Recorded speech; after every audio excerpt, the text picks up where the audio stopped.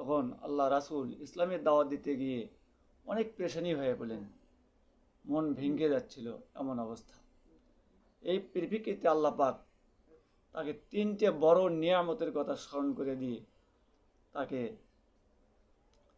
তার মনের দুর্বলতাকে দূর করে দিয়েছেন।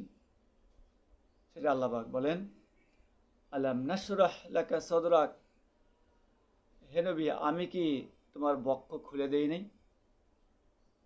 তোমার অন্তরকে খুলে দিয়েছি। ইসলাম সম্পর্কে তোমার তো আর কোনো সন্দেহ নেই, পরিপূর্ণ ধ্যান ধারণা জ্ঞান তোমাকে দিয়েছি।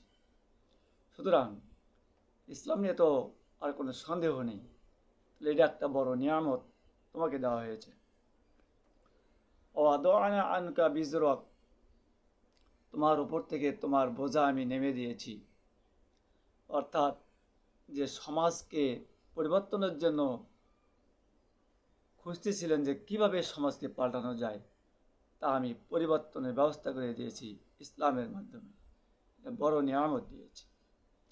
আল্লাযী আনকাযা যাহরাক, যে বোঝা আপনার পিঠকে ভেঙে দিচ্ছিল। ওয়া রাফা'না লাকা যিকরাক, আপনার খাতিরে আপনাকে আমি উঁচু করে মর্যাদা দান করেছি। আপনাকে আমি নবী হিসেবে দুনিয়াতে পাঠিয়েছি। দুনিয়াতে যারা আপনার প্রতি ঈমান আনবে তারা আপনার নাম দুনিয়াব্যাপী ছড়িয়ে দিবে, তারা আপনার নাম স্মরণ করবে এবং আপনি উঁচু মর্যাদা অবশ্যই পেয়ে যাবেন। তো এত বড় নিয়ামত দেওয়া সত্ত্বেও আপনি কেন এত পেরেশানি হন? বর্তমান যুগে যারা ইসলামী দাওয়াতে আছে অবশ্যই আপনারা কখনোই পেরেশানি হবেন না, কারণ এই আয়াতকে আপনারা অবশ্যই ফলো করবেন। আল্লাহ পাক কী শিক্ষা দিয়েছেন?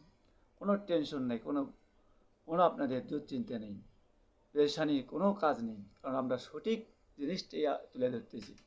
আমাদের পক্ষে সবসময় আল্লাহ পাক আছেন ইনশাআল্লাহ।